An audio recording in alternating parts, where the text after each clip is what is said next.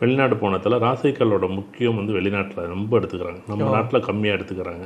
நிறைய விஷயம் அதை பற்றி கூட நம்ம பேசணும். ஏன் அப்படின்னா நான் பார்த்ததில் வந்து நம்ம இந்தியாவில் வந்து ரொம்ப ரொம்ப எனக்கு 60-70% வந்து கம்மியாக தான் இருக்குது. அங்கே 100% வந்து இந்த ராசிக்கல்லோட மோகம் வந்து ஏதோ ஒரு கல்லோட மோகம் வந்து நிறைய இடத்துல அதனோட மதிப்பும் சரி, அதனுடைய பெரிய ஆச்சரியமாக பயன்படுத்தக்கூடிய விதமும் அதை வந்து ரொம்ப நம்புகிறாங்க. அதை விட்டு ராசிக்கல் வந்து ஒரு விதமான ஒரு மயக்கம் தான் அது.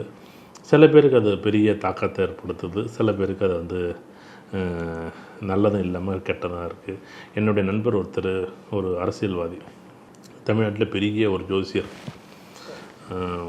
ஒரு டாலர் செயின் 1,75,000 நான் சொல்கிறது ரொம்ப வருஷத்துக்கு முன்னாடி, இப்போ எல்லாம் இல்லை, ஒரு பச்சைக்கல் வச்சு ஒரு டாலர் வச்சு வாங்கி கொடுத்துட்டாரு.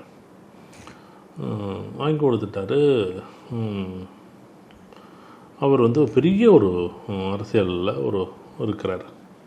அப்படி இருக்கும்போது உடனே என்ன நடக்குது, அவர் வந்து பக்கவாதம் வந்து படுத்துறாரு. பக்கவாதம் வந்து அவர் நடக்க முடியலை. அப்புறம் அவருடைய நிகழ்வுகள் வந்து தொடர்பு வருது. நான் அப்புறம் பேசுகிறேன் அவர்கிட்ட.